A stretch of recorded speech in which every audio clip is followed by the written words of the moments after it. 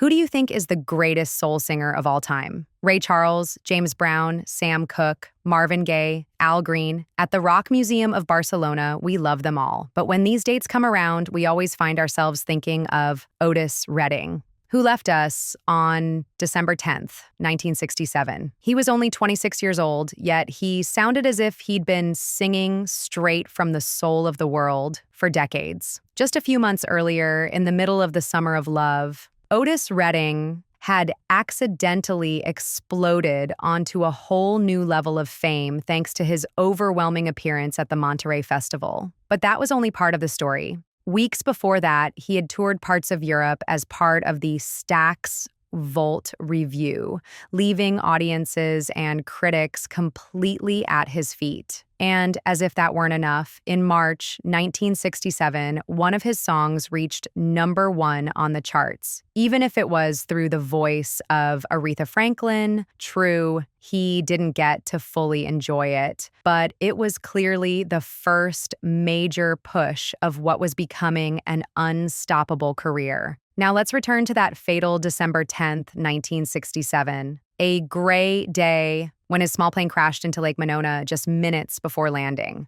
Almost all the members of Joao, the Barquezors, the young band backing him at the time, were killed. Only one musician survived, Ben Cauley, who clung to a seat cushion in the freezing water. Otis wasn't that lucky. The most incandescent soul of soul music was trapped beneath the surface, and the world lost one of its most thrilling voices. What hurts the most is that Otis was just about to change skin, metaphorically, of course. He was fascinated by Dylan and the Beatles and had begun writing songs that were more melodic, more open, more pop-oriented. Not his manager, not Stax, not his band, not even his wife were fully convinced. The king of soul writing songs with whistling hooks and pop structures. But there was one person who believed in him completely. Steve Cropper, his guitarist, producer, and right-hand man. And it was Cropper who, alone and in tears, finished the song Otis had left unfinished just days before the crash. Sittin' on the Dock of the Bay, a strange contemplative song ahead of its time,